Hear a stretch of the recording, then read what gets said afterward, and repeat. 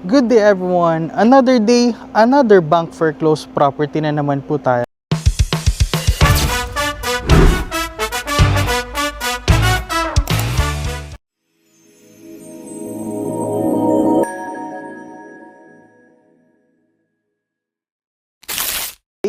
Nandito po tayo sa Molino 4, Bacoor City, Cavite para mag-check ng isang bank foreclosed property.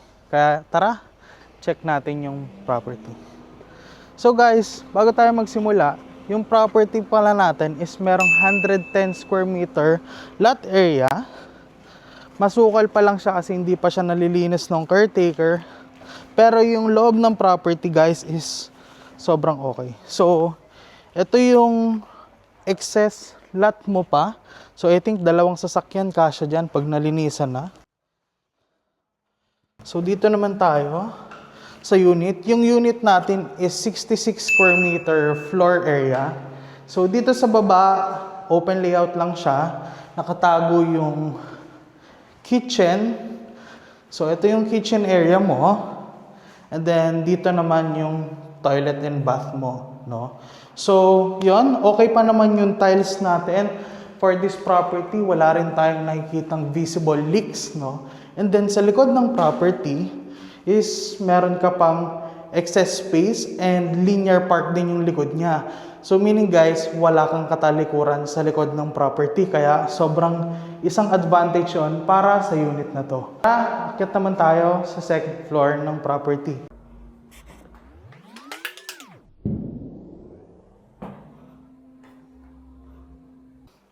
So dito naman para sa ating second floor, meron tayong 3 bedrooms and 1 toilet and bath. So ito, unahin na natin. Ito yung first room natin. And then meron din siyang salamin. Yung space naman ng kwarto natin is sakto lang. Pero hindi siya sobrang ganong kalaki. Let's go. Proceed naman tayo sa second bedroom. Ito naman yung second bedroom natin. Then, yung salamin niya naman is facing yung likod ng property. So, next is the master's bedroom. So, ito yung master's bedroom. At the same time, yung master's bedroom natin is may access na dito sa toilet and bath.